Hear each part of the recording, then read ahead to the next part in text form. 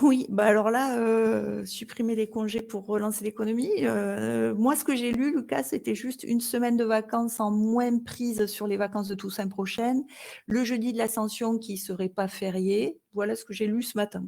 Mais bon, je sais pas si toi tu as plus d'infos?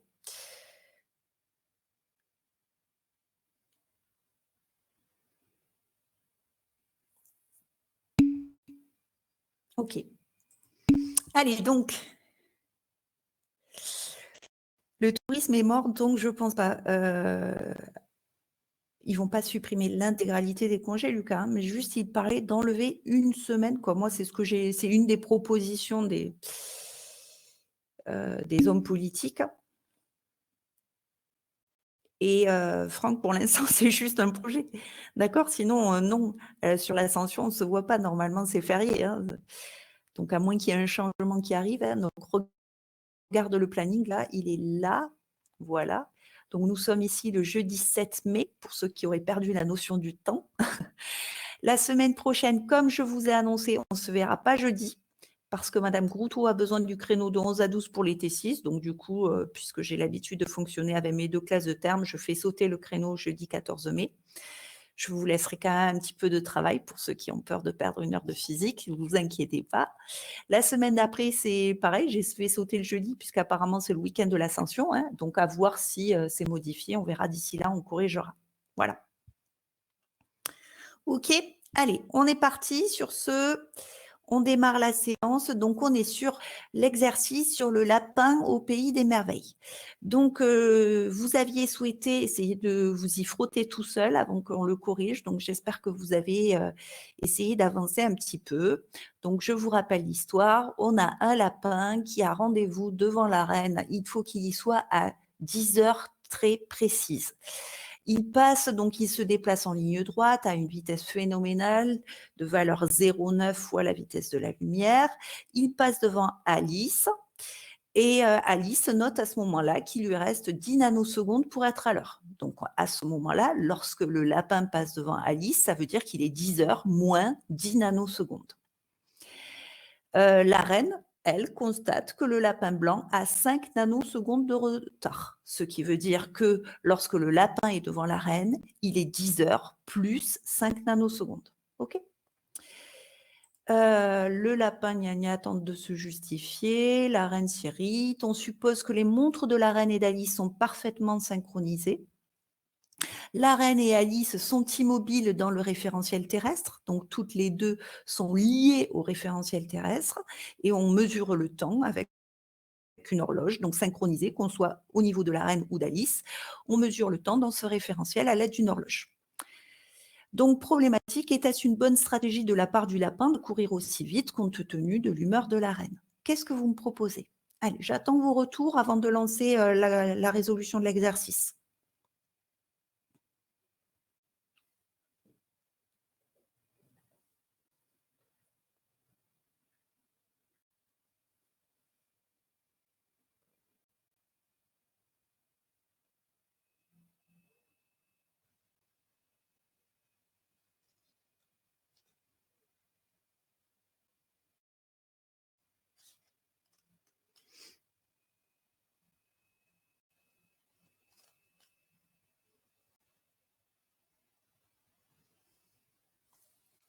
Alors, pas trop de retours, visiblement.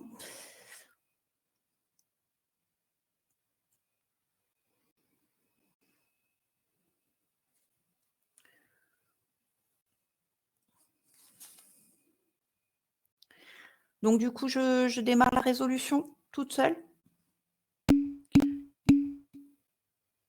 Alors, ça y est, ça arrive. Simon, il faut calculer la distance entre Alice et la reine. Plus il court vite, plus la dilatation du temps est importante. Non parce qu'il serait forcément en retard. Pourquoi Camille?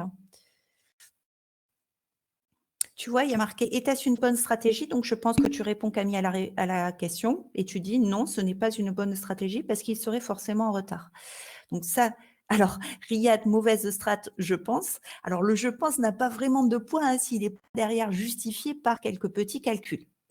Donc, racontez-moi ce qu'il serait bon de faire. Allez, qu'est-ce qu'on a fait depuis ce début de chapitre? Donc identifier, rappelez-moi le vocabulaire, le référentiel propre, le référentiel impropre, quels sont les événements que l'on considère? Je voudrais qu'on se pose ceci déjà. Donc quels sont les événements qui sont intéressants?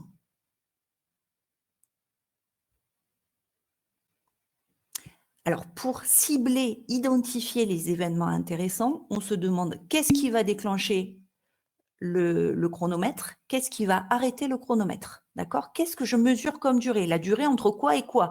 Et ce quoi et quoi détermine les 2 événements qui m'intéressent. Donc très bien Charline, le départ et l'arrivée du lapin. Donc le départ, c'est-à-dire le passage devant Alice et l'arrivée, c'est-à-dire le passage devant la reine. D'accord? Donc le trajet du lapin. Donc les 2 événements que l'on considère sont le passage devant Alice, le passage devant la reine. Très bien. Dans quel référentiel ces 2 événements ont lieu au même endroit? Et ça aussi, c'est la deuxième question que vous devez vous poser quand vous avez un exercice de ce genre. Donc je me dis: «Bah, quel est le référentiel propre?» Parfait. Très bien, pour tous ceux qui ont répondu, c'est impeccable. Donc c'est par rapport au lapin que le passage devant Alice et le passage devant la reine ont lieu au même endroit. Parce que je me rends bien compte que dans le référentiel terrestre, eh bien Alice n'étant pas située au même endroit que la reine, eh bien le départ et l'arrivée ne sont pas au même endroit dans le référentiel terrestre. Donc par rapport au lapin, par contre, eh bien je passe devant Alice par rapport au lapin, je suis le lapin, ben, ça se fait au niveau du lapin. Et quand je passe devant la reine, je suis toujours le lapin. Donc, par rapport au lapin, le passage a lieu au même endroit. D'accord? Donc, le référentiel propre et le référentiel lié au lapin qui se déplace à une vitesse importante. Donc, on a identifié le référentiel propre. Maintenant, trouvez-moi une des 2 durées d'après l'énoncé. Allez, je vous mets l'énoncé sous les yeux. Qu'est-ce que vous indique comme information l'énoncé? Qu'est-ce que ça vous donne comme durée et que vaut-elle? Quelle est la durée indiquée par l'énoncé et combien vaut-elle?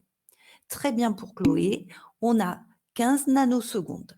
La durée du trajet dans le référentiel terrestre, c'est-à-dire par rapport à Alice, par rapport à la reine, vaut 15 nanosecondes. Très bien, puisque donc quand le lapin passe devant Alice, il est 10 heures moins 10 nanosecondes, et quand le lapin passe devant la reine, il est 10 heures plus 5 nanosecondes.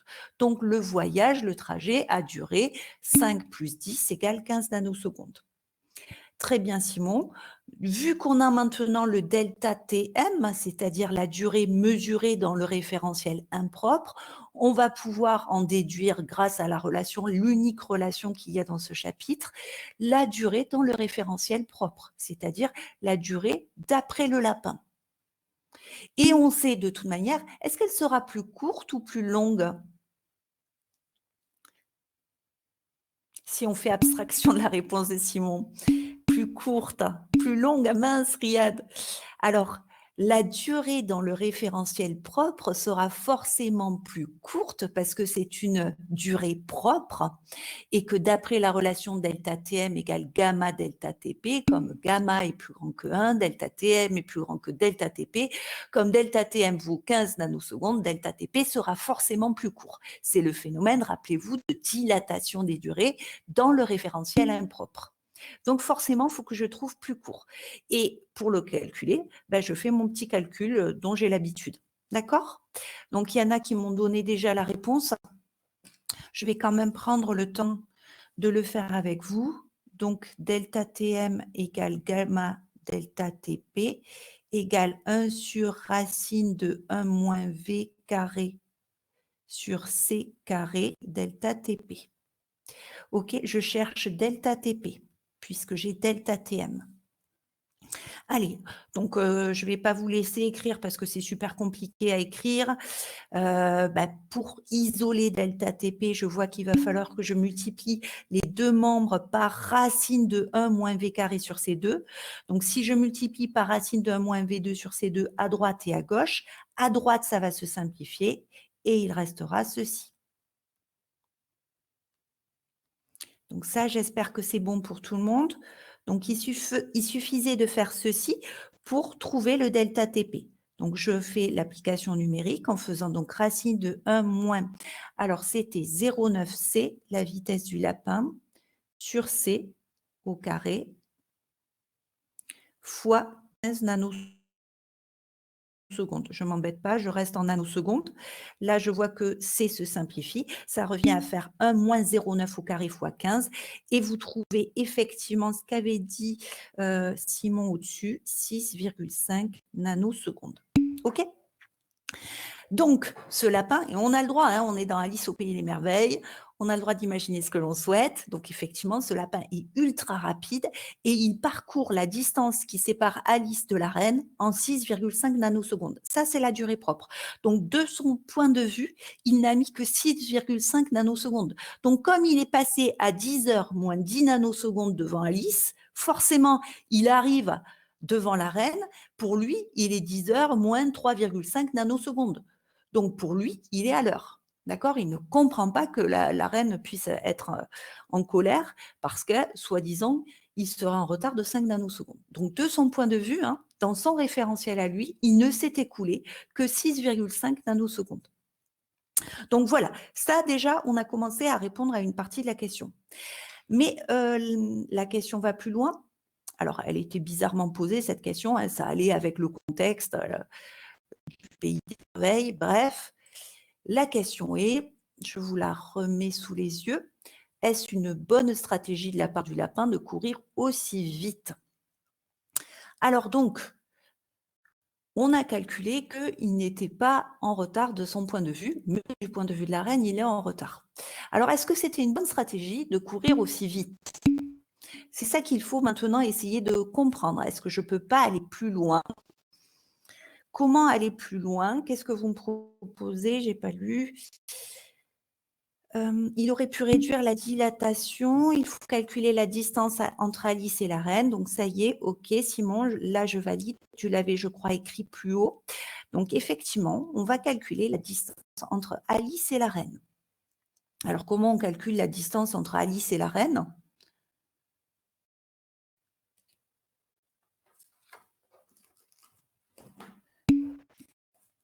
OK, tout simplement. Hein.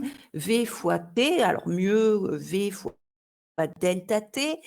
Par contre, j'ai besoin que vous me disiez quel delta T nous allons prendre. Ah, voilà, très bien. C'est là que je vous attends.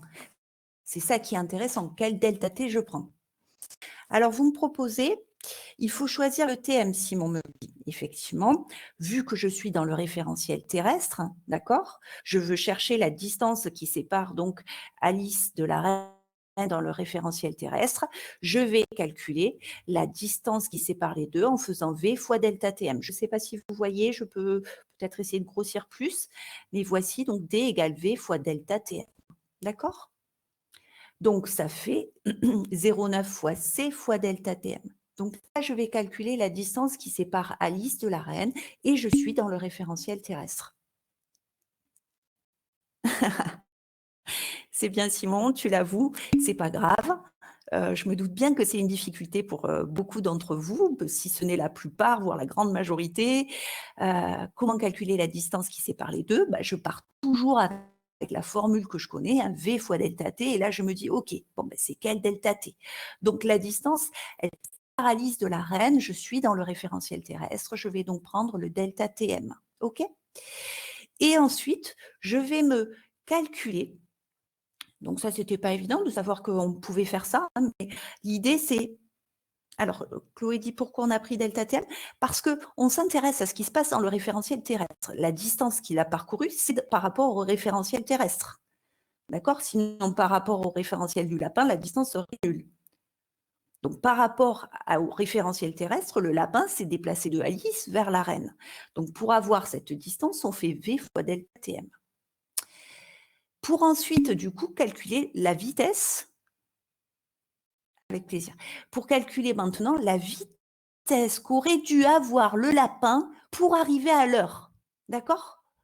Donc, je calcule maintenant la vitesse que devrait avoir le lapin pour arriver à l'heure. Donc, pareil, calcul de vitesse, la base D sur delta T et je me pose la question, eh bien, la distance à parcourir, c'est celle que j'ai calculée au-dessus. Donc, je ne l'ai pas calculée, je garde l'expression littérale, 0,9 fois C fois delta TM. Bonjour Mathieu. Et je divise par quoi? Par la durée qu'il doit mettre pour parcourir cette distance. Et moi, je veux qu'il mette dans le référentiel terrestre, qu'il mette 10 nanosecondes pour parcourir cette distance pour arriver à l'heure devant l'arène. D'accord? Donc, ça fait 0,9 fois C fois delta TM sur les 10 nanosecondes. Je veux que la distance qu'il y a entre Alice et la reine, le lapin puisse la parcourir en 10 nanosecondes pour être à l'heure. Bon, j'espère que tout le monde a compris ce petit calcul. Et ça me fait, quand vous faites ce calcul, 4,1 fois 10 puissance 8 mètres par seconde. Donc, je trouve une vitesse supérieure à la vitesse de la lumière. Or, d'après le postulat d'Einstein, ce n'est pas possible. D'accord? Donc, impossible. Alors, bien sûr, Franck, il aurait été moins en retard s'il avait couru à une vitesse plus grande. D'accord? Ça, c'est sûr.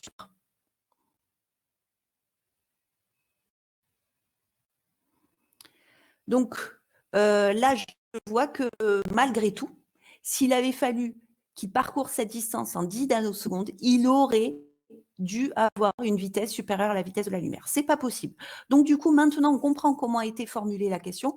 Ben non, ce n'était pas une bonne stratégie de courir aussi vite parce que dans tous les cas, il n'aurait pas pu arriver à l'heure.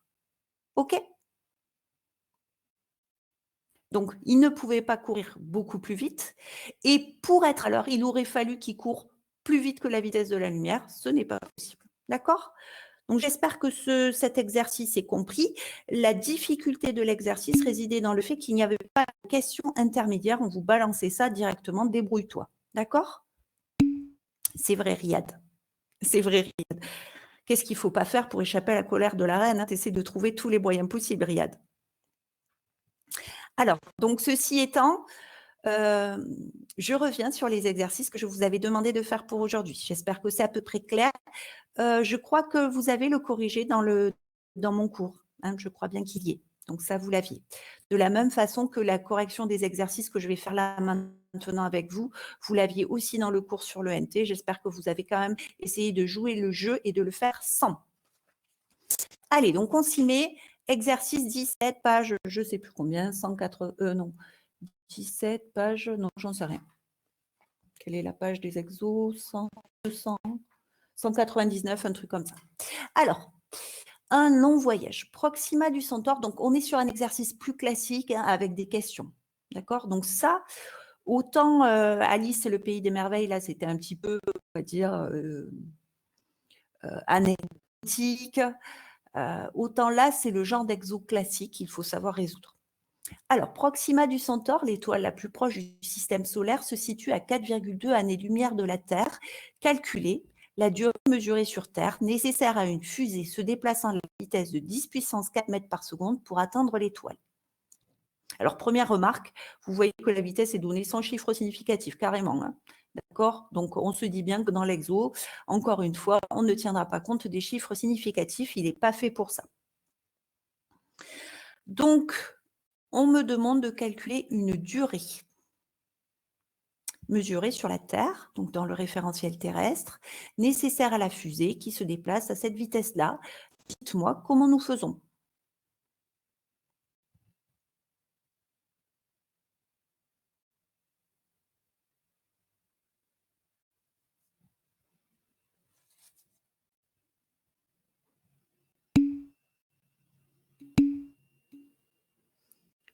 OK pour Iyad.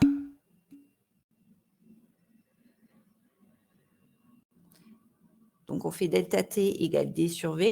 Parfait. Donc, j'espère que tout le monde a fait ça à la maison pour trouver la durée. Qu'est-ce que je prends pour D? Qu'est-ce que je prends pour D?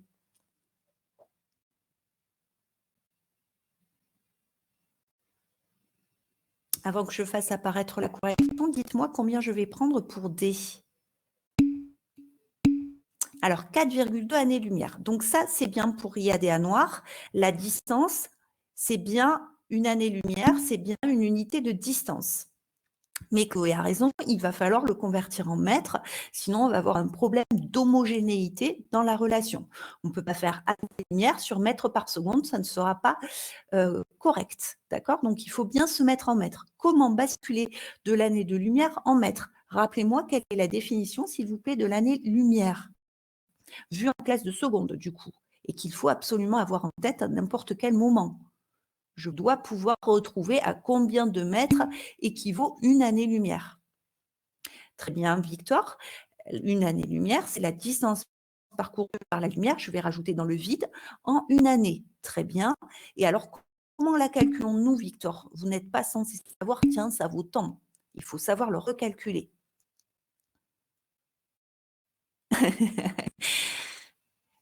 Oui, Nicolas. Et regarde, avec la défi. Tu vois, Victor, je ne veux pas lui enlever du mérite, hein, mais l'année-lumière, on se doute bien quand on dit année-lumière, ok, il faut juste avoir en tête que c'est une distance, mais ça, on l'avait dit. Bon, bah, du coup, c'est la distance parcourue par qui? Bah, année-lumière par la lumière, et en combien de temps? En une année. D'accord? Donc ça, c'est pas compliqué. Ensuite, comment savoir combien elle vaut une année-lumière? Eh bien, comment on calcule une distance, Nicolas? Allez, dis-moi comment je calcule une distance, Nicolas, s'il te plaît. D égale quoi? Victor, tu t'appelles pas Nicolas. Donc, Nicolas, du coup, inutile de répéter, bien sûr. D égale V fois delta T. OK. Donc, comment je peux calculer la distance qui équivaut à une année-lumière? Je fais V fois delta T, Nicolas. Ici, je vais même améliorer la relation de Victor. Il a mis V fois delta T. Moi, je vais mettre C fois delta T, puisqu'on parle de lumière. Et que vaut le delta T? Allez, cette fois, c'est Nicolas qui va répondre. Alors, je laisse le temps de la réflexion. Je vous fais une petite parenthèse pendant ce temps-là. J'avais une réunion avec l'inspectrice la semaine dernière et donc elle nous demandait comment ça se passait, les classes virtuelles, etc. Est-ce que les élèves appréciaient, machin, est-ce qu'ils y participaient? Et certains des professeurs interrogés répondaient que certains élèves qui n'intervenaient en classe se mettaient à intervenir parce que c'était plus facile pour eux et qu'il n'y avait pas le regard de l'autre. Alors, du coup, moi, je ne sais pas ce que vous en pensez, vous. Il y en a toujours que je ne vois jamais discuter. Mais Nicolas, là, vient de prendre la parole et ça me fait plaisir. Mais bon, il l'apprenait déjà aussi quand on était au lycée. Est-ce que c'est plus facile pour vous d'être en classe virtuelle parfois pour s'exprimer? Du coup, moi, je sais que j'étais une élève qui rougissait. Donc, je pense que ça m'aurait plus plu comme ça, j'aurais pas rougi devant les autres. Toi, Riyad, c'est plus simple. C'est vrai que toi, tu participes beaucoup, mais tu participes déjà. Alors, Lilou, tiens, tu réponds non. C'est vrai que Lilou, je ne t'entends pas en temps normal, mais je ne t'entends pas plus là non plus. Maxime, toi aussi, tu as l'habitude d'intervenir en classe. Pour toi, Lucas, ça ne change rien? Ah oui, Nicolas, pour moi, c'est plus simple. Tu sais, je suis sûre que malgré tout, en classe virtuelle, tu peux quand même discuter. Je vois bien mes enfants faire, ils sont tous sur le chat à côté, sur leurs réseaux sociaux, là, et ils discutent en parallèle des classes virtuelles. Donc, je suis sûre que tu peux discuter aussi. C'est mieux pour le jugement? Ah, il y a 2 classes, c'est pire. C'est vrai, à Noir, c'est compliqué pour, franchement, c'était juste une boutade ou franchement, tu trouves ça compliqué? Ça t'embête que j'ai réuni mes 2 terminales? Non, ça va? J'espère que c'est pas gênant pour qui que ce soit, hein, sinon il faudrait oser me le dire. Mais c'est vrai qu'à faire la même chose, je me suis dit, autant regrouper mes 2 terminales et comme ça, dès le début, j'ai pu faire plus de classes virtuelles. Bref. Allez, donc ça, c'était la parenthèse. Nicolas, je t'ai laissé vachement de temps pour répondre. OK, Lucas, merci. Du coup, Nicolas, rappelle-toi la question que je t'ai posée. Que vaut delta T?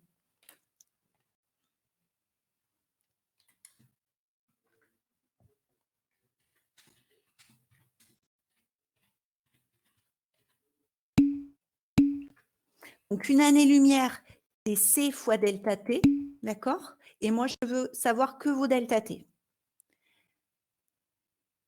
Alors, OK. Je viens de lire la longue réponse de Victor. Tu as raison. Alors Nicolas, tu sais pas quel calcul faire? Oui, ça c'est clair, c'est plus vivant. Tu vois, j'ai un peu plus de personnes qui discutent, c'est bien. Et donc Chloé, merci pour ton aide pour Nicolas.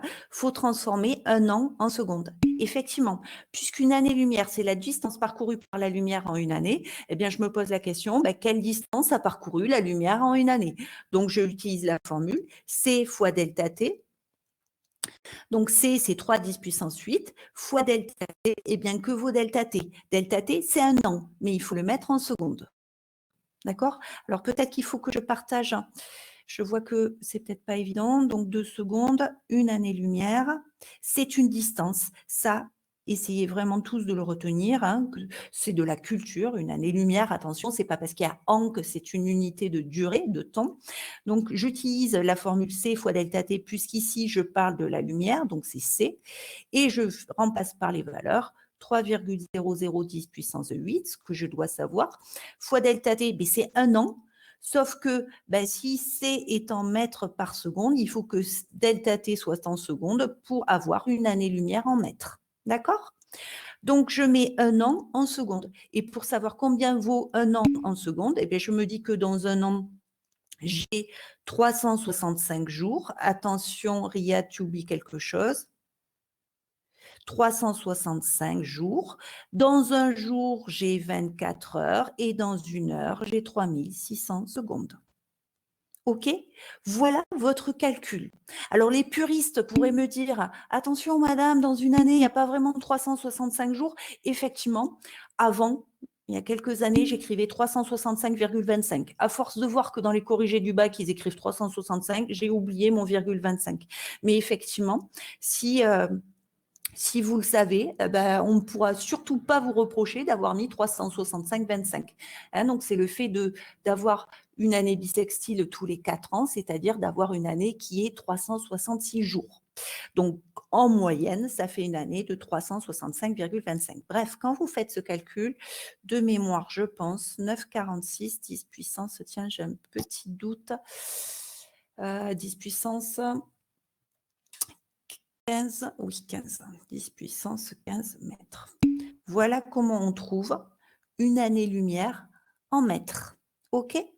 Donc ça, petit calcul tout simple. J'espère que Nicolas, c'est clair pour toi. J'espère que tu l'as compris. Je reviens sur l'écran partagé sur l'exercice. Merci.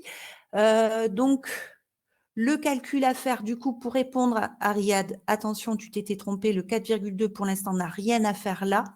Et du coup, pour répondre à la question de Franck par rapport à ce qu'il avait mis au-dessus, C fois 60 fois 60 fois 24. Alors, c'est juste le 4,2 que tu avais mis, Franck, aussi. Donc, je ne sais pas quelle question tu répondais. Donc, je repartage l'écran. Donc, je vous ai calculé, rappelez-vous, on calculait la durée mise par la fusée pour atteindre Proxima du Centaure. Donc, on fait D sur V. La distance qui est à parcourir, eh bien, on sait que c'est 4,2 années-lumière, donc c'est 4,2 fois le résultat que je viens de trouver avec vous. D'accord? Et je divise par la vitesse de la fusée. Donc, j'espère qu'il n'y a pas de souci pour ça. Donc, c'est bon pour Riyad, ça marche. Donc, je fais D sur V, toujours pareil, pour avoir une durée. La distance, c'est 4,2 années-lumière.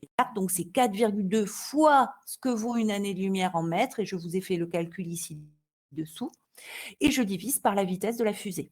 Vous allez trouver que la durée mise par la fusée pour atteindre Proxima du Centaure, l'étoile la plus proche du système solaire, eh bien, ce serait 4 10 puissance 12 secondes.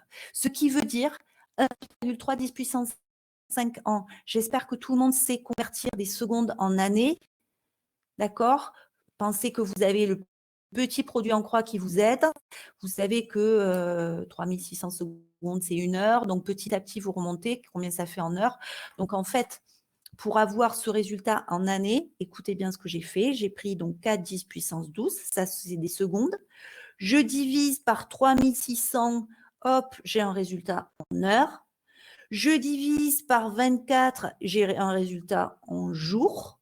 OK, et je divise par 365 et j'ai un résultat en années. D'accord? Donc, entraînez-vous, ce petit passage-là n'est pas anodin. Savoir passer d'une durée en seconde à une durée en année, c'est quelque chose qui date du collège, mais que je ne suis pas sûre que 100% de mes élèves de terminale sachent faire. D'accord? Donc, vraiment, je vous invite à reprendre ce petit calcul si ce n'est pas évident pour vous. Ça veut dire que, on en avait parlé un petit peu la semaine dernière, ou début de semaine, je ne me souviens plus, avec les objets que l'homme sait construire, donc une fusée qui volerait à 10 puissance 4 mètres par seconde, eh bien, il nous faudrait 130 000 ans pour atteindre le système solaire le plus proche du nôtre. D'accord? Puisque Proxima du Centaure, c'est l'étoile la plus proche de notre système solaire. Donc, pour atteindre le système solaire le plus proche du nôtre, il nous faudrait 130 000 ans. Et encore, on n'est pas sûr de trouver dans ce système solaire voisin une planète qui puisse nous accueillir. Hein, d'accord? Donc, c'est ce que je vous avais montré. Je vous avais monté un site de prof qui mesurait un petit peu tout ce qui était faisable, qu'est-ce qu'il faudrait comme vitesse pour aller, pour voyager. Et bien là, et il en avait conclu que l'humanité resterait sur Terre. C'est vrai qu'avec les moyens actuels, et même si on regarde un petit peu à moyen terme ou long terme, il est clair que nous resterons dans le système solaire de nombreuses années, de nombreuses générations encore. Donc voilà, première question, c'est fait. Donc question classique que je pouvais faire en seconde, etc. Maintenant, la question 2 concerne vraiment le chapitre sur la relativité. Tiens, j'aurais dû faire ça. Tiens, commencer le chapitre en vous donnant cet exo. Vous vous serez dit, bah, c'est quoi? Bah, bien sûr, c'est la même chose, la durée correspondante pour les passagers de la fusée. Bon, bah, maintenant qu'on a vu le cours, on sait que la question 2 a pour réponse un delta T qui sera différent. Donc, quelle est la durée correspondante pour les passagers de la fusée? Donc, on a dit, 2 événements simultanés dans un référentiel ne le sont pas forcément dans un autre si ce référentiel est en mouvement par rapport au premier. C'est bien le cas ici. Donc, la fusée se déplace par rapport au référentiel terrestre, donc le temps s'y écoule différemment. Et dites-moi, est-ce qu'il s'y écoule plus lentement, plus vite? T'as que Victor, que se passe-t-il? Ah, donc tu es le seul, Victor. Fais F5 pour réactualiser ta connexion. Ça fait un moment que je ne suis plus sur le lapin, Victor, dis donc. Je viens de faire l'exo 17, je suis passée sur mon tableau blanc pour faire le calcul de la distance. OK. Allez, donc quelle est la durée correspondante pour les passagers de la fusée? Racontez-moi. Les passagers de la fusée sont dans un référentiel propre ou impropre? Pourquoi? Propre, Chloé. Effectivement, qu'est-ce qui déclenche le chronomètre? Je déclenche le chronomètre. Quels sont les événements qui m'intéressent dans cet exercice? Allez, toujours pareil, on se pose ces questions-là pour vraiment comprendre. Hein. Quels sont les événements qui m'intéressent? C'est-à-dire ceux qui vont permettre de déclencher le chrono et qui vont permettre de l'arrêter. Le départ et l'arrivée, effectivement. Très juste, Damien, merci d'intervenir. Donc, je vais déclencher le chrono quand la fusée quitte la Terre et je vais l'arrêter quand la fusée arrive sur Proxima du Centaure. Donc, quel est le référentiel dans lequel ces deux événements ont lieu au même endroit? Donc, quel est le référentiel propre? Bien sûr, c'est la fusée. D'accord? Puisque par rapport à la Terre, le départ et l'arrivée ne se font pas du tout au même endroit. Le départ, c'est sur la Terre, l'arrivée, c'est ailleurs, sur une étoile. D'accord? Donc, dans le référentiel terrestre, j'ai compris que le référentiel terrestre était un référentiel impropre et que du coup, le référentiel lié à la fusée et le référentiel propre, le départ et l'arrivée par rapport à la fusée, ont lieu au niveau de la fusée, donc au même endroit. Donc, dans le référentiel propre, je sais que la durée sera plus courte. Le temps va s'écouler moins vite. D'accord? Donc, ça, c'est important. Et comment le calculer? Je fais toujours pareil, la seule relation que j'ai vue dans ce chapitre, delta Tm égale gamma delta Tp. Alors, je pense que je vais enlever ça. Delta Tm égale gamma delta Tp. Donc, delta Tp égale delta Tm sur gamma. Et delta Tm sur gamma, ça donne cette relation-là.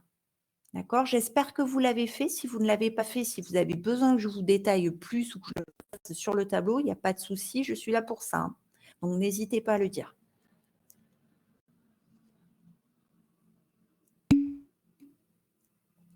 Pour toi, c'est bon, Chloé? Je crois que j'ai déjà fait un calcul comme ça mardi, en plus.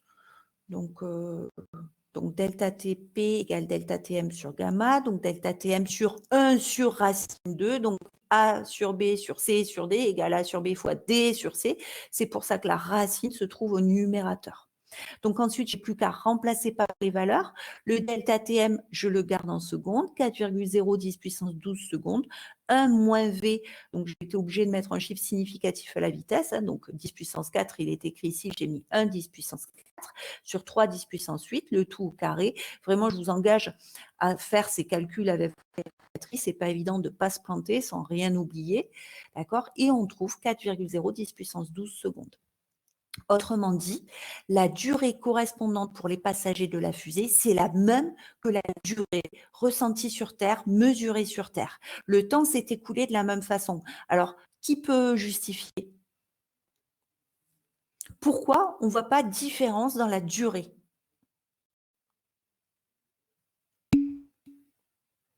Très bien, Charline, ils ne vont pas assez vite. D'accord?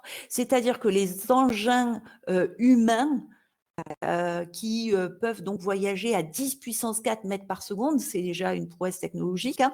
Bref, eh bien, ce n'est pas suffisant pour que l'effet relativiste soit important et mesurable.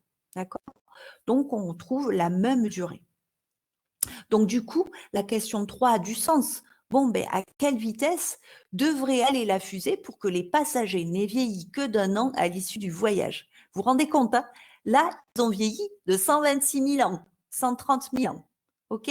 Donc, nous, on voudrait que le delta TP soit égal à 1 an. Il n'est pris que 1 an. Donc, vu de la Terre, ils ont 130 000 ans, mais vu du faisceau, de la fusée, ils auraient seulement pris 1 an. Donc, il faut calculer une vitesse.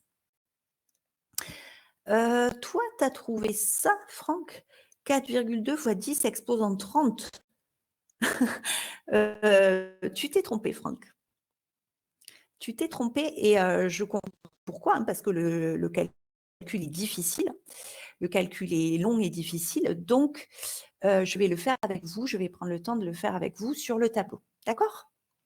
Alors, donc cette fois, on calcule une vitesse. On cherche la vitesse pour laquelle on a delta TP qui vaut 1 an. Et que vaut delta TM? Alors attention, que vaut delta TM? Est-ce que quelqu'un peut répondre pour bien me dire s'il a compris? D sur V, parfait pour Charline. Et Franck, non. Et d'ailleurs, c'est ce que je crois avoir dit à l'oral, hein, donc je me suis emportée dans mon oral. Donc, on cherche la vitesse telle que delta TP égale 1 an et delta TM, regardez, on a calculé delta TM, c'est D sur V. Donc, il dépend de la vitesse. Hein. Donc, on va chercher pour que delta TM soit égal à D sur V. Je ne peux pas avancer que ça voudra 130 000 ans parce que le delta TM, pour le calculer, j'ai eu besoin de la vitesse de la fusée. Or là, on me demande de la calculer pour qu'il se soit écoulé qu'un an à bord de la fusée. Donc, je suis obligée de reprendre ce calcul-là intégralement. Donc, c'est ça qui est difficile et c'est peut-être pour ça, Franck, que du coup, tu t'es trompé dans ton résultat. Je pense que ça doit être ça. Allez, je prends le tableau avec vous. Je ne sais pas si j'aurai la place de tout écrire. Donc, si ce n'est pas le cas, ne vous inquiétez pas, je l'ai fait correctement sur mon diaporama. Hein, d'accord? Donc, si jamais, il y aura le retour sur le diaporama. Alors, donc, on a dit, je cherche V. Voici mon problème. Je cherche V de manière à avoir un delta TP qui est égal à 1 an et un delta TM. Je ne sais pas combien il vaut parce que je l'ai calculé en tenant compte de V, T sur V. Voilà ce que j'ai. Qu'est-ce que je sais? Je sais que delta TM égale gamma delta TP. Donc, je remplace D sur V égale gamma 1 sur racine de 1 moins V carré sur C carré fois delta TP. Delta TP, je le garde, je sais qu'il vaut 1 an, donc lui, j'ai pas de souci. Quand je vais faire mon application numérique, je connais. Voilà l'équation à résoudre. Vraiment, je vous engage. Alors, je sais que tout le monde ne continuera pas sur des études scientifiques, mais quand même, en tant qu'élève de S, j'aimerais bien que tout le monde sache résoudre cette équation. D'accord?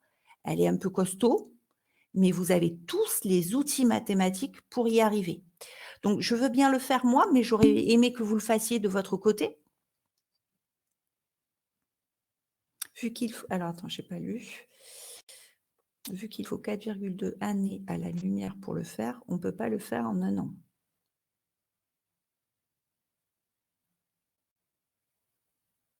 Alors, attention, Franck, tu te trompes. 4,2 années-lumière, c'est vu de la Terre. OK? C'est vu de la Terre. Ce n'est pas dans le référentiel propre. Tu mélanges ici la distance mesurée, la durée mesurée dans le référentiel terrestre et la durée mesurée depuis la fusée. D'accord? Donc, il y a dilatation des durées dans le référentiel terrestre. Donc, il y a forcément 4,2 années à la lumière vu du référentiel terrestre. Mais vu du référentiel propre, ça va faire moins du coup. OK? Alors, allez, j'espère que vous avez avancé. Alors moi, je vais faire ceci. D'accord? Chacun peut faire à sa sauce. Hein. Moi, voilà, j'ai commencé par faire ceci. Est-ce que vous le voyez, le produit en croix apparaître hein? Si A sur B égale C sur D, alors A fois D égale B fois C. J'espère que ça, c'est clair pour tout le monde. Donc, ça veut dire que je peux écrire D fois racine de 1 moins V2 sur C2 égale V fois delta TP. C'est bon pour tout le monde? OK? Bon, maintenant, cette racine, elle m'embête, donc je vais passer au carré. Donc, ça fait D carré, facteur de 1 moins V carré sur C2 égale V carré delta TP au carré. Très bien.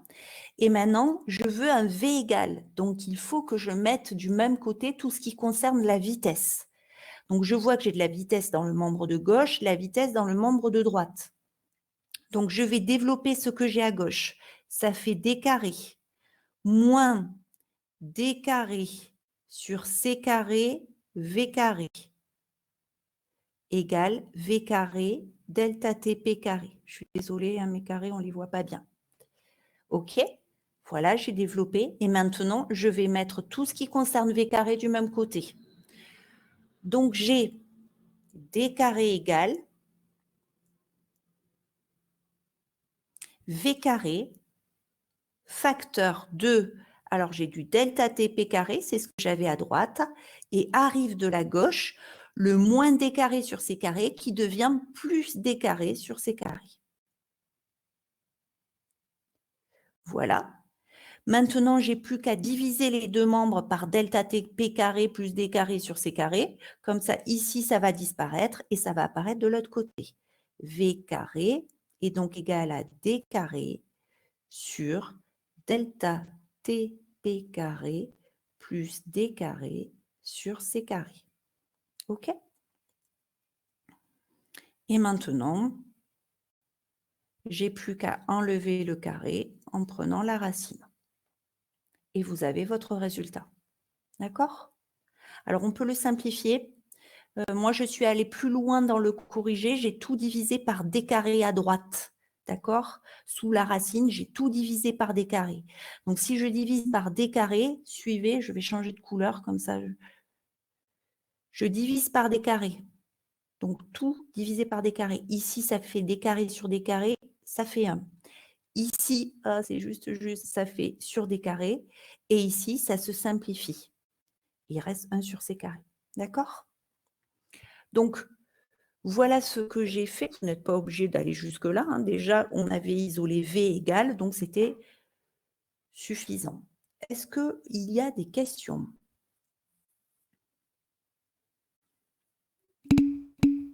Non, c'est bon. Alors du coup, c'est peut-être pas utile hein, de conserver cet écran. Je vais partager l'autre où je vous l'ai fait donc ici. Donc vous avez le résultat là. Hein. Donc j'ai fait exactement ce que je viens de faire sur le tableau, sauf que je préférais le faire en même temps que vous. plutôt que de lire ensemble une suite d'équations qui n'a pas forcément de sens. Donc, je suis arrivée avec vous à ceci, d'accord? Vous voyez ma souris.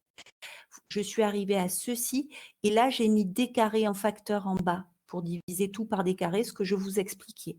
D'accord? Donc, si je mets des carrés en facteur, pour retrouver delta TP carré, il faut que je divise par des carrés. Quand je développe, je retrouve bien ce que j'ai là. Donc, du coup, ça se simplifie, les carrés se simplifient, et j'arrive à cette relation-là. Bref, c'est pour limiter le nombre de membres, en fait. D'accord? Là, sinon, j'aurais une valeur, une valeur, une valeur. Là, j'ai qu'une valeur ici, une valeur là, mais c'est vraiment pas obligatoire. Donc, voilà mon résultat final. Donc, soit celui-ci, soit celui-là avec la racine, il n'y a pas de souci. Et ensuite, il faut faire cet énorme calcul sans se planter. D'accord? Alors, ce calcul sans se planter, donc du coup, le delta TP, c'est 1 an. 1 an, donc je me suis dit, je l'ai mis en secondes, donc 1 fois 365 fois 24 fois 3600, le tout au carré, puisque delta TP était au carré, divisé par la distance au carré. La distance, rappelez-vous, c'est 4,2 années-lumière. Donc pareil, 4,2 fois le 9,45 10 puissance 15, là, ou 9,46 10 puissance 15, d'accord? Donc moi, je l'ai réécrit totalement. D'accord? Au carré, j'oublie pas, plus 1 sur C au carré, et je trouve 2,9 10 puissance 8 mètres par seconde. Donc, c'est évidemment complètement surréaliste. Hein, d'accord? Il est inenvisageable. Oui, on ne peut clairement pas envisager à notre niveau, avec nos connaissances actuelles, notre technologie actuelle, on ne peut pas imaginer faire voyager une fusée à cette vitesse-là, hein, qui est donc proche de la vitesse de la lumière, 2,9 contre 3,00. Bref, donc faire voyager une fusée à cette vitesse pour dire que tiens, je pourrais atteindre Proxima du Centaure en 1 an. D'accord? J'aurais vieilli que d'1 an. Ça serait génial, mais on ne sait pas le faire. Voilà.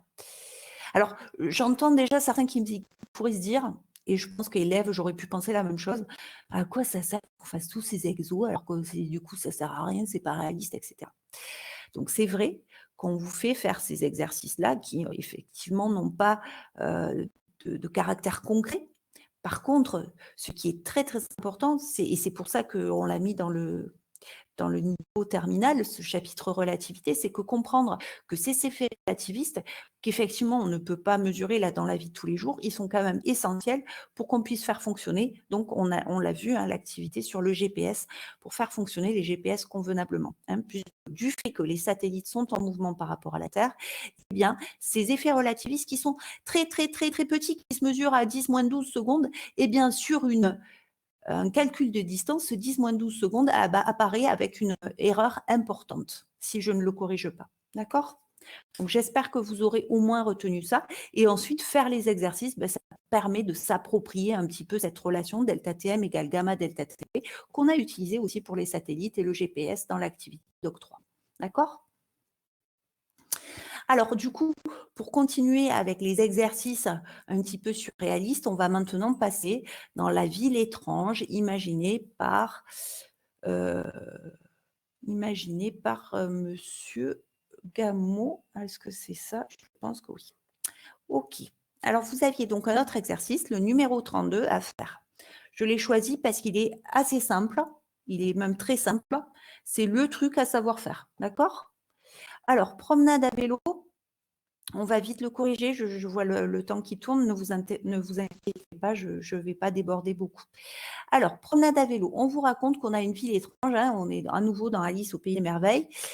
Et dans cette ville étrange, on a Monsieur Tompkins qui fait du vélo avec un ami. Il passe devant la gare, vérifie que sa montre indique la même heure que l'horloge, et donc il a midi à sa montre. Il poursuit son chemin, arrive alors devant la poste. Monsieur Tompkins regarda l'horloge de la poste qui marquait 12h30. Eh bien, remarqua-t-il, cela nous a tout de même pris une demi-heure. Et avez-vous senti passer cette demi-heure demanda son compagnon. Monsieur Tompkins dut convenir qu'elle lui avait semblé ne durer que quelques minutes, et pour cause. En regardant sa montre bracelet, il vit qu'elle ne marquait que 12h05. Donc, à sa montre, on a 12h05. À l'horloge de la poste, on a 12h30. OK? Donc, ça y est, on commence à avoir l'habitude de ce genre d'exercice. Donc, son camarade lui dit, bien sûr, ou bien votre montre retarde précisément parce que nous allons trop vite. Alors, devant la poste. Ensuite, on vous raconte que du coup, il se dit, bah, tiens, l'autre, il m'a dit que ma montre retardait ou je sais pas quoi. Je vais vérifier que tout va bien. Donc, M. Tompkins reste devant la poste, il met sa montre à l'heure de la poste et il attend 10 minutes. Donc, il la met visiblement à midi puisqu'on voit ça d'après l'image. Et on voit qu'il attend 10 minutes et donc il regarde son horloge et elle indique bien midi 10 et celle de la poste indique bien midi 10. Donc, ce n'est pas un problème de son horloge. Hein. Donc, la montre n'a pas de souci. Ça montre clairement ici dans ce document 2 que l'horloge de M. Tompkins, pour cette horloge-là, le temps s'écoule de la même façon que pour l'horloge de la poste. Pourquoi? Est-ce que vous voulez bien répondre? Alors, ce n'est pas une question qui est posée, mais pouvez-vous me dire du coup pourquoi le temps s'écoule de la même façon quand M. Tompkins est devant la poste là et qu'il attend que le temps passe finalement? Alix est en train de te dire si tu peux arrêter vu que tu en as fait un et que ça suffit et tu te déconnectes? Oui, Charline, il n'est pas en mouvement. Tu as tout à fait raison. Il ne va pas à la vitesse de la lumière, il est arrêté parfaitement. Donc, quand il est arrêté, bien, le temps s'écoule de la même façon pour les deux. C'était une simple question. Alix, non. Alors, effectivement, les exercices du livre que j'ai choisi ressemblent à ça. OK, donc on a un voyage, là, quelqu'un qui est en vélo. J'avais donné un sujet de bac à faire pour aujourd'hui. Et donc, je voulais d'abord corriger ces exos. Je pensais que je pourrais corriger l'exo de bac avec vous aujourd'hui. Je pense que c'est mort. Donc, je corrigerai le sujet de bac. Alors, je réponds à la question d'Alix, hein, désolée. Donc, j'avais prévu de faire sujet Polynésie septembre 2015, exercice 1, celui que je vous ai donné. Je n'ai pas le temps de le faire aujourd'hui. C'est pas grave. Du coup, je vais le décaler à lundi. Et le sujet que j'avais mis lundi, je le décale à mardi. D'accord? Il n'y a pas de souci avec ça. Mais au moins, Alix, tu verras dans ces sujets-là, donc qui sont d'autres sujets, qui ne sont pas ceux du livre, qui sont très intéressants pour que tu vois aussi une application de la relativité dans des situations concrètes. OK, Alix? Et je conserve le QCM lundi, Riyad, oui, parce que de toute manière, j'ai fini le chapitre, donc on aura fait un sujet de plus, QCM lundi, et comme ça, le mardi, je pourrai faire le sujet Asie 2013 et corriger le QCM, parce que je sais que vous aimez bien qu'on corrige le QCM, c'est important, surtout celui-là, il sera peut-être, je pense, un peu plus dur pour certains. D'accord? Je ne le prends pas comme une critique, Alix, tout va bien, je suis super zen. Mais je voulais argumenter, voilà, j'espère que c'est bon. Donc ça montre quand même, Alix, que du coup, tu n'as pas fait ton sujet de bac. Hein? Je ne me trompe pas? Oui, c'est ça. Alix, que fais-tu de tes journées?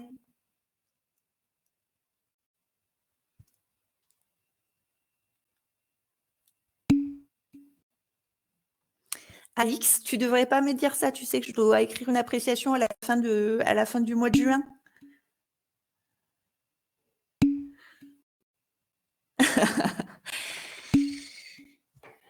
Alix, oui, tu as raison, Victor. Je mettrai une grande honnêteté de la part de cet élève. Mais faites attention cependant, je sais qu'il est difficile de garder un rythme. Malgré tout, je sais aussi que certains travaillent autant que s'ils étaient encore en classe. Donc, je sais qu'il est difficile de rester motivé et que le fait de ne pas avoir le bac au bout ne vous motive pas du tout. Malgré tout, pensez que ce sera d'autant plus difficile au mois de septembre de reprendre avec un rythme de fou si vous vous êtes arrêté 6 mois avant. D'accord? Donc, rien que pour ça, vas-y, explique-moi, Alix. Alors, je suis désolée pour les autres, hein, pour la parenthèse que je fais avec Alix, mais je suppose que ce que me dit Alix, d'autres doivent le penser ou le faire également. Ma quantité de travail n'a pas changé. Comment fais-tu alors? Tu dis ça s'approche du néant et maintenant tu me dis que… Ah, d'accord, excuse-moi, je n'avais pas compris. Ok. Ok, Alix, je n'avais pas compris. Ok, Alix, mais avant, tu avais au moins les cours qui t'obligeaient à te lever. D'accord? Et à être au moins 8 heures par jour, j'espère, attentif sur les cours en classe. Donc, vu que ces 8 heures-là ont sauté, il ne faut quand même pas que tu fasses rien du tout et qu'il n'y ait pas juste ma classe virtuelle qui te tienne éveillé 1 heure dans la journée. D'accord? Et j'insiste aussi, Alix, donc, qui se vante de ne pas faire grand-chose et d'avoir des résultats, somme toute, assez corrects. D'accord? Faites attention à ça, hein. L'année prochaine, la vie va changer pour grand nombre d'entre vous. Vous allez avoir une masse de travail qui va vous paraître, pour certains, insurmontable. D'accord? Donc, essayez quand même, malgré tout, de garder un rythme. Ou alors d'essayer d'en faire un peu plus, de voir si vous êtes capable d'en faire plus. Allez, ok. Allez, donc je reviens sur mon exercice. J'ai pas trop perdu d'élèves entre-temps. Je vais essayer d'être efficace pour rattraper mon retard. Donc, on est sur Monsieur Tompkins. Donc, ça montre, ne retarde pas, il n'y a pas de souci. Dernier document, je ne le lis pas, c'est le cours. À ceci près que si vous regardez, attention, les notations ne sont pas les mêmes que dans mon cours. Donc, dans le livre, les notations sont delta T et delta T0. Faites gaffe, ça va dépendre des sujets de bac. Alors, je sais bien qu'il n'y a pas de sujet de bac derrière, mais pour ceux qui vont continuer sur des études scientifiques, pareil, il est possible. Pour le coup, il n'y a pas de notation imposée internationalement, d'accord? Donc, ça va dépendre du professeur et du livre que vous aurez l'année prochaine. Donc, tant pis, on s'adapte, il n'y a pas de souci. Ça reste du delta T égale gamma delta T0 et le gamma est toujours le même, quelle que soit la façon de noter la durée propre et la durée impropre. Alors, on y va pour les questions. Estimer les durées de la course à vélo mesurée par la montre de M. Tompkins. Donc, pas de difficulté, c'est juste de la saisie d'informations. Qui peut me dire quelle est la durée de la course selon M. Tompkins? Très bien, 5 minutes. Parfait, hein, c'est ce qui est écrit dans le document. Il dit « Ah ouais, mais ça nous a pris demi-heure en regardant l'horloge de la poste. » Et l'autre, il lui dit « Mais tu as senti passer cette demi-heure ?» Et donc, il regarde sa montre et il voit qu'elle ne marque que midi 5 et on a vu qu'elle n'avait pas de souci, la montre. Hein. Donc, d'après la montre de M. Tompkins, vu il était parti au départ à midi et qu'il arrive à midi 5, eh bien, la durée du trajet, c'est 5 minutes. Maintenant, quelle est la durée du trajet du point de vue de l'horloge de la poste, c'est-à-dire du point de vue du référentiel terrestre? La poste est fixe par rapport au référentiel terrestre. Donc, très bien pour les 3 qui me répondent. 30 minutes, effectivement, puisque je suis passée devant la mairie, je crois, à midi, j'arrive au niveau de la poste à midi 30. La mairie et la poste sont fixes par rapport au référentiel terrestre. C'est donc les 30 minutes. Parfait. Ça marche. Estimer la durée de l'attente de M. Tompkins devant la poste. Donc là, on est sur l'attente, on n'est plus sur la course, on est dans le document suivant, quand il attend devant la poste pour vérifier que sa montre ne retarde pas. Donc, quelle est la durée de l'attente? 10 minutes, très bien pour Damien et Charline. Et quelle est la durée mesurée par l'horloge de la poste pendant cette même attente? Très bien, parfait. 10 minutes aussi. Donc, pas de difficulté, je vois que tout le monde suit. Donc, c'est par la suite que vous allez avoir des questions et des petits calculs. Dans le texte, quel est le référentiel propre et quelle horloge mesure le temps propre? Allez, maintenant, je veux que vous soyez incollable là-dessus. Je veux que tout le monde ait compris quel est le référentiel propre, c'est-à-dire le référentiel dans lequel les 2 événements ont lieu au même endroit. Donc, effectivement, vous pouvez dire la montre. Moi, je pense que j'ai mis le vélo. Bref, tout ce qui est lié au vélo, tout ce qui est lié à M. Tompkins, sa chaussette droite, sa montre, son t-shirt, le vélo, bref, d'accord? Tout ce qui est lié à M. Tompkins. Donc, j'ai mis le vélo de M. Tompkins constitue le référentiel propre, car c'est dans ce référentiel que les événements, lesquels m'intéressent, départ et arrivée, ont lieu au même endroit. Donc, l'horloge de M. Tompkins mesure le temps propre. Estimer la vitesse du vélo de M. Tompkins. Alors, donc, on va faire comme d'habitude. Maintenant qu'on sait que vaut delta T P et que vaut delta T M, on va pouvoir calculer la vitesse avec la relation delta Tm égale gamma delta Tp. Alors, je vais m'adapter aux notations de l'énoncé. Le delta Tm égale gamma delta Tp devient delta T égale gamma delta T0. D'accord? Il ne faudra pas se tromper si ça arrive, ça. D'accord? On s'adapte, il n'y a pas de souci. Le gamma vous est donné. Et de ceci, il faut sortir V égale. D'accord? Donc ça, on l'a déjà fait dans l'exo de la planète des singes, il me semble. Donc, je ne reprends pas du temps là-dessus, mais une équation à résoudre, il faut sortir V de ce machin-là. D'accord? Donc, j'ai tout multiplié par racine de 1 moins v sur c au carré. Ici, ça va se simplifier à droite et la racine va apparaître à gauche. Voilà ce que vous avez. Ensuite, il va falloir que j'ai le au carré pour enlever cette racine, ce que j'ai fait ici. La racine disparaît et tout le reste apparaît avec un carré. Ensuite, il faut que j'extrais le v. D'accord? Donc, je vais développer et je vais mettre v carré du bon côté. Donc, j'ai développé et j'ai gagné une étape ici. Donc, quand je développe, ça fait delta t carré moins v sur c au carré delta t carré égale delta t0. J'ai mis tout ce qui était durée à gauche et tout ce qui est v à droite. Voilà ce que vous obtenez. Hein, si c'est trop rapide, il faut reprendre le temps de le faire à la maison. De toute manière, ce sont des équations qu'il faut savoir résoudre. Hein. Donc ensuite, je sors le v carré. Pour cela, il va falloir que je multiplie par c carré pour annuler le c carré au dénominateur. Et il va falloir que je divise par delta t carré. Ce que je fais de l'autre côté, je simplifie en même temps et ça me donne ceci. D'accord? Ensuite, je prends la racine, j'arrive à ça et je n'ai plus que le calcul à faire. Je ne me suis pas embêtée à mettre en secondes puisque c'est des minutes sur des minutes. Et donc, l'analyse dimensionnelle fait que minute sur minute, ça s'annule. C'est sans unité, c'est bien donc homogène. OK? Quand vous faites ce calcul, vous trouvez que, bien, pour que il se soit écoulé effectivement que 5 minutes dans le référentiel de M. Thomas, ça supposerait que son vélo, et lui, aille à la vitesse de 2,96 10 puissance 8 mètres par seconde. Donc, vous voyez qu'à chaque fois, on est proche de la vitesse de la lumière. Voilà pour cette question. Dernière question. En fait, on vous dit que le vélo roulait à 25 km par heure. Une grandeur physique n'a pas sa valeur habituelle dans la ville étrange imaginée par l'auteur. Laquelle et quelle est sa nouvelle valeur? Alors, qui essaie de répondre? Laquelle déjà? Très bien pour Élise. La vitesse de la lumière, parfait, n'a pas la même valeur que d'habitude. Pourquoi? Regardez, on a delta t égale gamma delta t0. On a ceci. On vous dit que la vitesse est 25 km par heure. Que le delta t et le delta t0, c'est ce qu'on a dit au-dessus. Donc 5 minutes pour l'un, 30 minutes pour l'autre.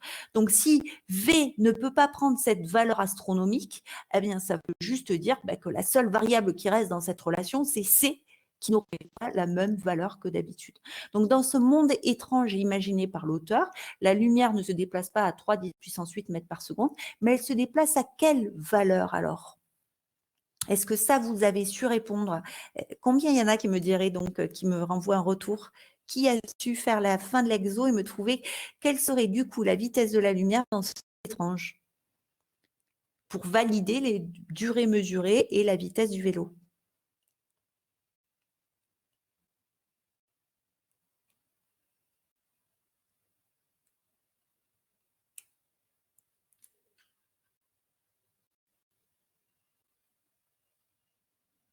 Alors, si je me réfère à ce que je vois, personne? Pas réussi pour Yad, donc j'ai l'impression que personne répond. Alors, soit parce que vous n'êtes plus connecté, en fait, vous n'êtes plus là, je suis toute seule, c'est ça avec Riyad? Il faut sortir C, Alix, tu as raison. Ok, merci de me rassurer. Et Stéphane, est-ce que tu as réussi à faire cet exo?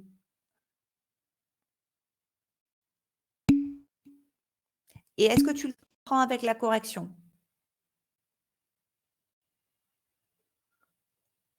Là, je suis en train de broder pour permettre à Alix de me résoudre cette équation. Allez, Alix, montre-moi que tu t'es pas levé pour rien et que tu es capable de me résoudre en 2 temps cette équation. Tu essaies de comprendre la correction? Ah ouais, c'est compliqué? Allez, Alix, je te mets au défi de me trouver rapidement C égale. Alors, ce qui me propose un 25 423, j'invalide ta réponse, Simon. Allez, je vous mets au défi. C'est votre dernier défi de la journée. Je sais qu'il est 12h09, que j'ai un petit peu dépassé, mais j'ai beaucoup parlé, j'ai fait des parenthèses. Donc, en temps réel, il me reste encore 2 minutes. Allez, trouvez-moi ce C égal. Allez, il faut m'extraire C de cette relation delta T égale gamma delta T0. Trouvez-moi C, faites-moi le calcul. Je fais comme en cours. On n'arrête pas de pas la bonne réponse. Sauf que pas de moyen mécanique de vous obliger à rester. Allez, essayez de le faire.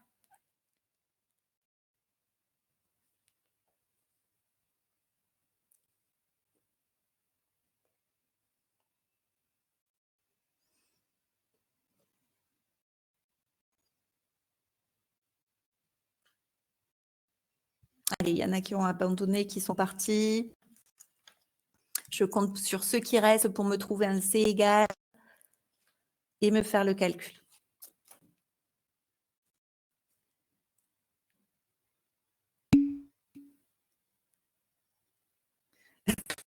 On n'en est pas là, Alix, rassure-moi, tu n'as pas commencé à rien faire encore. Tu sais quoi, Alix, gros défi, fais-le dans ta tête.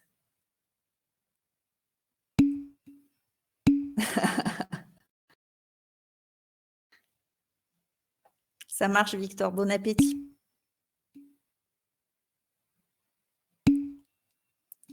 Alors, Jade, je vois que tu viens de te reconnecter, tu as des soucis de connexion. Dis-toi que tu n'as rien manqué, nous sommes toujours en attente.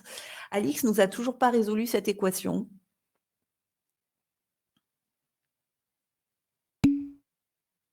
Je vais devoir finir par le faire, c'est ça? Il n'y en a pas un seul qui me trouve C égal. Non, franchement.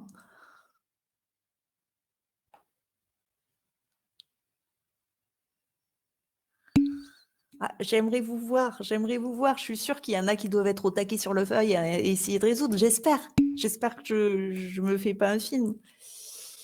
V sur la racine, ça veut dire quoi, V sur la racine? Alors, Franck me trouve un 2,96 10 puissance 8. Ça ne marche pas.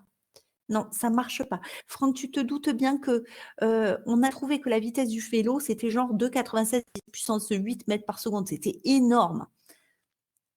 Vu que le vélo ne va plus qu'à 25 km par heure, forcément, il va falloir trouver une vitesse de la lumière bien plus faible. Alors, regardez, pour vous aider, je vais repartir sur la diapo d'avant, quand on a trouvé V égale. Lila, c'est déjà, en tout cas, l'ordre de grandeur est bien meilleur que tout ce qu'on m'a proposé avant. Je me demande où est l'erreur. Je me demande, est-ce que tu as bien converti ta vitesse en mètres par seconde, la vitesse du vélo? Est-ce qu'elle ne serait pas là, ton erreur, Lila? Alors, pendant que Lila vérifie, regardez, donc je reviens sur la diapo d'avant. On avait trouvé ça là, à un moment donné, d'accord? Donc, moi, je veux C égale. Donc là, je ne suis plus très loin. Hein. Au lieu d'avoir C, ben, je vais même partir de là. Puisque j'ai trouvé que V égale C fois ce machin-là, et bien pour avoir C, ce sera V sur racine de ça. D'accord? Donc, pour ceux qui ont eu du mal à résoudre cette équation, vraiment, je vous encourage à la refaire. Mais on part de comme on a fait au départ, sauf que cette fois, c'est C qu'il faut isoler. Donc, C égale V sur racine de 1 moins delta T0 sur delta T carré. Donc là, hop, je vous montre ça. Voilà. Ah, je voulais vous cacher le résultat. Voilà. Donc, on arrive à ça. Voilà, très bien Fanny. Bravo Fanny, tu es la première à m'annoncer le bon résultat. Bravo Fanny, tu as mérité ton repas. Donc effectivement, je remplace par les valeurs. Vous avez la vitesse du vélo, c'est 25 km par heure. Il faut faire gaffe, c'était là la difficulté, le petit piège, on va dire. Il fallait se mettre en mètres par seconde. Pour ça, effectivement, si en 1 heure, je fais 25 km, forcément, en 1 seconde, je vais en faire moins. Et je vais en faire 3600 fois moins. Et je passe de kilomètre à mètre, ça devient 3,6. Donc, je divise par 3,6. 1 moins 5 carrés sur 30 carrés, vous trouvez 7 mètres par seconde. D'accord? C'est ça. Si tu le veux en kilomètres par heure, effectivement, il faut remultiplier cette fois par 3,6 et tu trouves 25,2 km par heure, effectivement, Franck. Voilà pour cet exercice. D'accord? Donc, je trouve que les exercices que l'on a fait aujourd'hui sont plutôt pas mal. D'accord? On n'est pas encore dans les sujets de bac où il y a plein d'informations supplémentaires et effectivement une application concrète. On est là juste sur la manipulation mathématique de ces relations et ça vous fait pas de mal. Hein. Hormis sortie du cadre de la relativité, c'est important de faire ces calculs-là. Donc, il faut vraiment, j'insiste pour tous ceux qui veulent continuer sur des études scientifiques, ces calculs-là, vous devez les torcher en 2 secondes. Quoi. Clac, clac, clac, ça va vite et en pas 2 secondes, mais voilà, vous avez compris. D'accord? Allez, j'espère que c'est un peu compris, plus compris que ce que vous aviez fait tout seul en tout cas. Je mets ce courrier en pièce jointe du cahier de texte, comme ça vous pourrez revenir dessus si ce n'était pas suffisamment clair. d'accord, et me poser des questions dessus lundi. Donc, on se revoit lundi. D'ici là, je vous souhaite un bon week-end. Je vous demanderai donc de faire, sur ceux qui se sont avancés, des sujets de bac, Polynésie, sujet Asie 2013. Ils sont sur le cahier de texte. Faites à votre rythme et on continue lundi. N'oubliez pas le QCM de lundi. Je vous souhaite aussi une bonne journée et un bon week-end.